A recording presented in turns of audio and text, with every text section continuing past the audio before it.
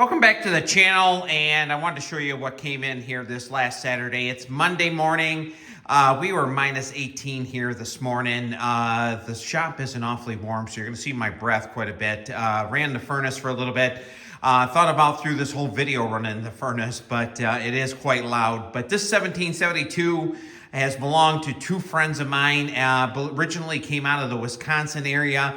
Went to Hamburg, New York, and then it went to Lockport, and now it's here in Randolph, New York. So I'm pretty happy to have this machine. We're going to be doing some filming on this one here in the next few days, and we have to take the rock shaft. It has quite a lot of damage in that area right there. You can see it's been welded, and it's not lifting the Haven blade up quite right. Now, this has been the inside here since Saturday afternoon, and it still hasn't melted off yet. So today we're working on a 1250, this one that we worked on the other day. Real happy with the machine, but it has one issue that I want to get fixed. And I knew I had this issue right from the beginning, but I wanted to use it, make sure everything was okay, and then I was going to back up, take the fenders back off. And my issue is this cam right here is very, very, very loose, and it's not lining up on the dash quite right. When you hit the pedal, we'll do it right now, we're only coming to about there. And I believe it's a lot to do with all the slop in this cam. I have one right here that we're going to replace it with. This isn't the largest and biggest job, but it definitely needs to be done. I put a zip tie around this. I am going to trim that off right there to lock it right into the spring, so this cam right here is nice and tight to the trunnion, because there is a little bit of wear on it. Not a lot, but there is enough. But I'm going to put you in the stand, and the first thing we're going to do, if you remember, we put a spring in there for the pedal. I know that these early ones, the 1250s and the 1450s and 1650s didn't have it, but I put them in there, and makes the pedal come right back. So right there's the tool I'm going to use. The same gentleman that makes me the pegs for the Cyclops panels made me this tool here. We're going to just remove it actually with it, and we're going to get it unhooked. I'm going to try not to take this rod only off on the bottom of this cam, and I think I can do it as long as I take that bolt right there all the way out, and I'm pretty sure I can do it. So we're going to go step by step, and then at the end we're going to try it. Now I'm a little pinched for room. Actually, what I'm going to do is just take it right off that bolt. And now it's off, and it's underneath the machine here. So the next thing we're going to do is we're going to take that top bolt off right there. Bottom first, and it takes a 9/16. Then we're going to, after we get this top bolt off, we're going to take the pin out for the brake. Boy, you can really see my breath. Yeah, it was extremely cold last night, and with getting that rock shaft done, I want to get this one buttoned up in case we need it again. Now, we haven't been getting a lot of snow, just a lot of cold this year. And this is Groundhog's Day, so the one local here said spring's coming. The one in Punxsutawney, which Punxsutawney isn't that far from us. I can drive there in 2 hours exactly, and just go down through Bradford, New York, or Bradford, PA. We're not that far from the PA border here.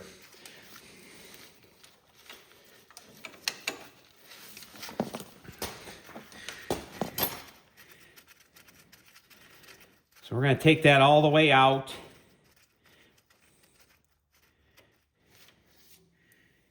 Now we're going to be able to try this out without putting the fenders on. I'm actually just going to put the battery right here, and then we're going to try it. We're going to try to get it set on the handle and everything.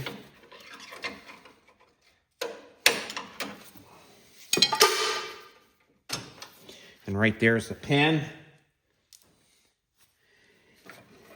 Now we're going to see if we can get that out, and we're going to be able to. Right there, we're going to just put it off to the side here. We're going to use a 1/2 inch here, a 7/16 there. Now this one here, I put it in my wood stove to get it cleaned up on the paint, and I was able to get it loose so I can adjust it. We're going to take that off, just put it to the side.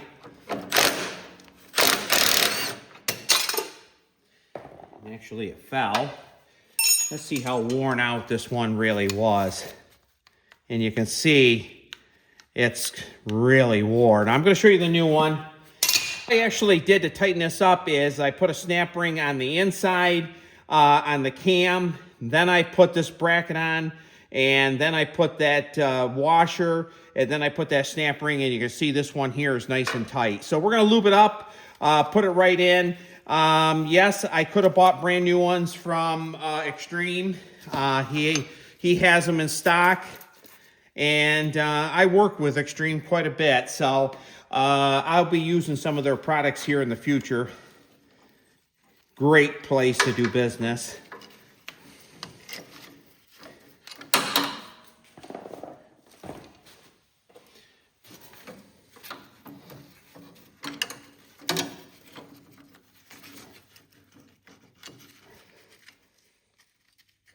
Now this is a lock fine nut, 5/16.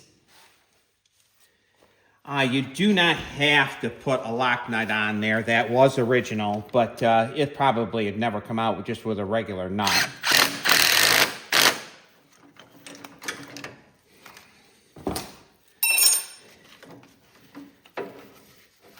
Now we're going to put it back in. We're going to see what a challenge that might be.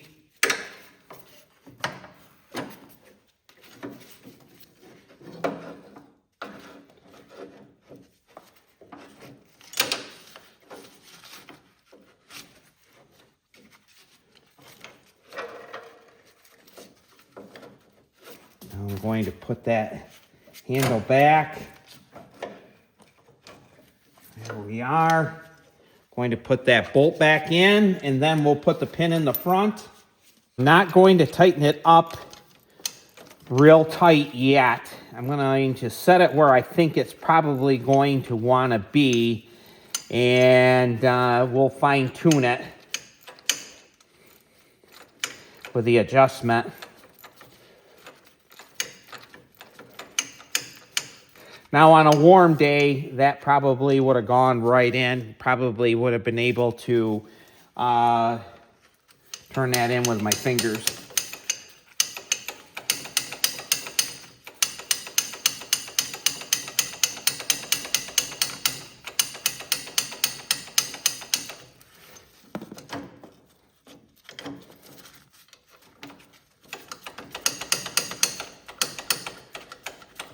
Okay, I'm going to leave it about right there.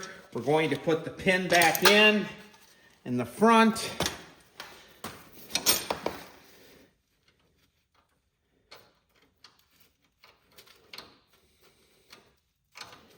Now, if you haven't subscribed to the channel, please do so. It would really help me out. Love the comments, good or bad, because I get some bad ones. Please like.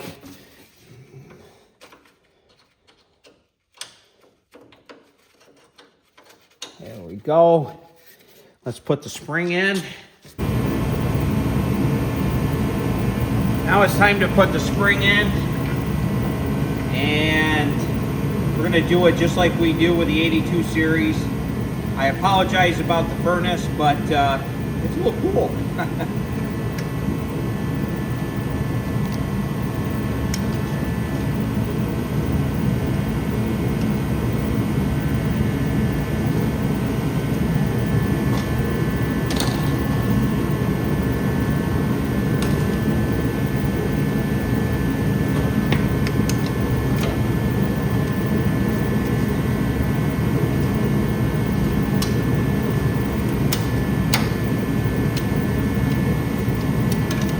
spring is in.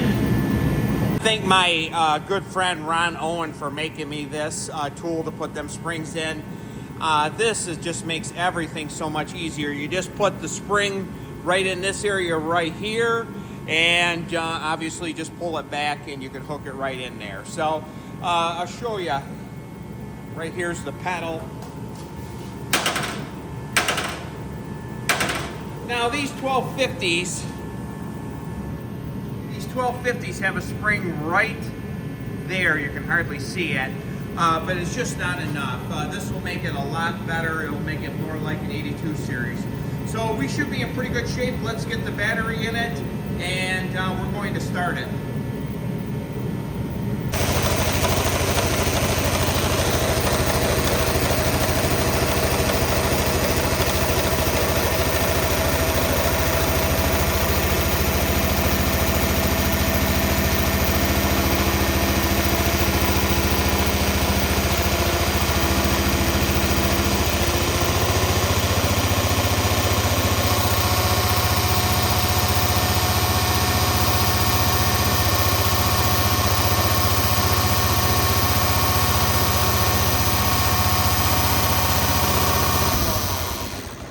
Going to start right back up in a minute. I'm going to get this bottom bolt tightened up.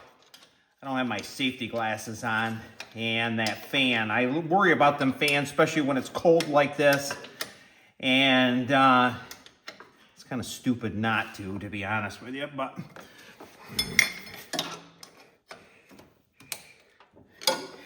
all right, we're going to start it back up again, and we're going to see if we have it set. And I think we do pretty much on the dash.